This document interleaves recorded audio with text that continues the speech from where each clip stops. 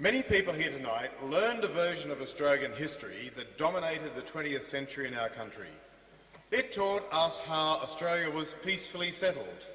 It told us of the heroic tales of explorers who discovered the country and depicted Aborigines in the background as wild people who were soon pacified by the expansion of civilization.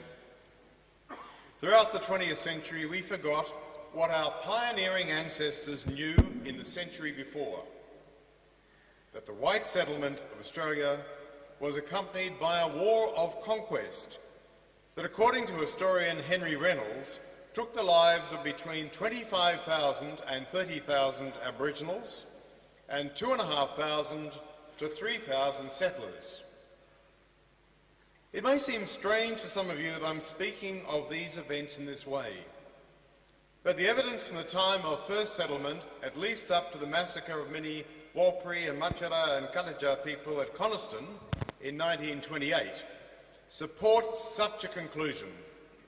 That's to say, instead of peaceful settlement, we instead should understand that a long frontier war of at least 140 years is the founding conflict that shapes our nation.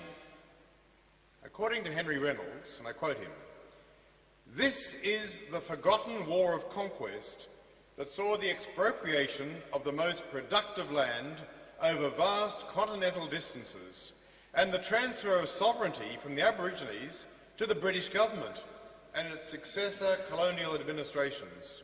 This is the war that made the nation, not the fateful invasion of Turkey at the direction of the imperial government."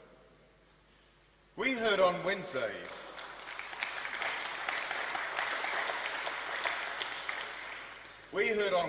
from Archdeacon Philip Freier about the responsibilities of the Church as a healing and reconciling force after the 30-year-long civil war in Sri Lanka.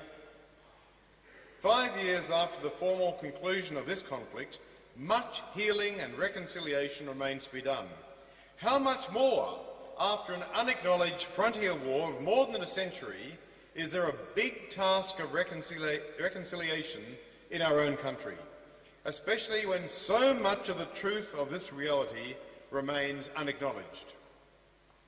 You only have to read the books written by Christian missionaries of this period to see how much they were aware of the reality of a frontier war, even if they didn't use this term, and how motivated they were to respond to the profound humanitarian and spiritual needs that arose from it.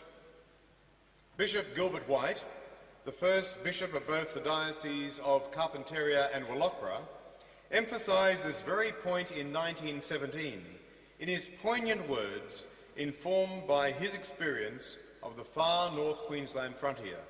This is what he said. "I've always felt that the Aboriginal was the Lazarus of Australia. Poor, ragged, and sick with sores which are the result of contact with the diseases of the white man, hungry because he's been driven from the waterholes, where alone he can obtain food, unable to defend himself against the wrongs which may be inflicted on him, he lies at the gate of Australia, so rich, so comfortable, and so well fed." Of any people in our country, Anglicans should have the least reason to be gathered into this great forgetfulness. So why do I mention this? Well, it's because everything looks different, not just about the past, but the present, when we see things for how they truly are.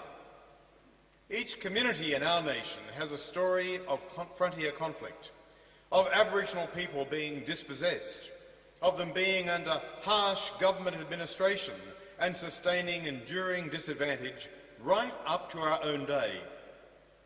These are important factors that contribute to the gap in health, life expectancy, employment and other outcomes that generally see Aboriginal people expecting less of the good things of life than non-Aboriginal people. And I'm not just speaking about those living in remote areas of Australia. Jill Gallagher, the head of the Victorian Aboriginal Community Controlled Health Organisation, has commented, the health status of people living in Fitzroy is the same as people living in Fitzroy Crossing. So we have a job to do convincing governments that there are Aboriginal people who live in Victoria who need just as much support. Forgetfulness about the truths of history easily merge in with a forgetfulness of Aboriginal and Torres Strait Islander people present in our midst. Put simply, a reconciliation action plan provides an opportunity for all of us to play a part in making the future better for us all. It means working together to do those things which we can do that can make a difference for good.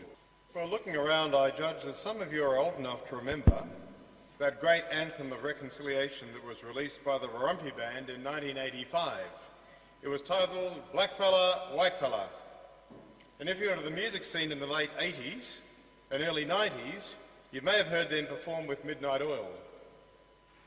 I will spare you my rendition of it, which I inflict on my family in the car, but go and have a look on YouTube. There's some people with better voices than I have singing it.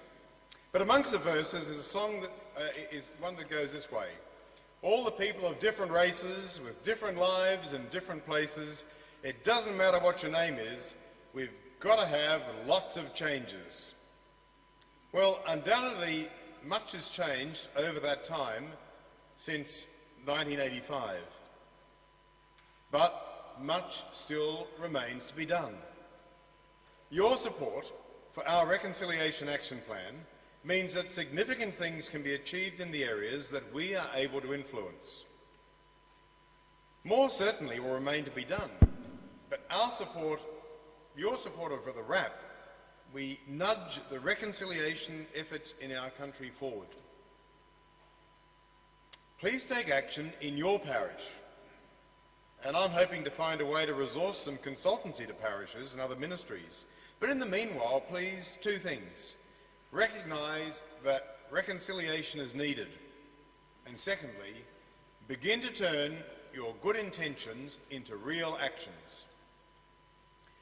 As Warumpi Band's chorus to their song goes, are you the one that's going to stand up and be counted? Are you the one who understands these family plans? So on this important initiative, let's stand up and be counted.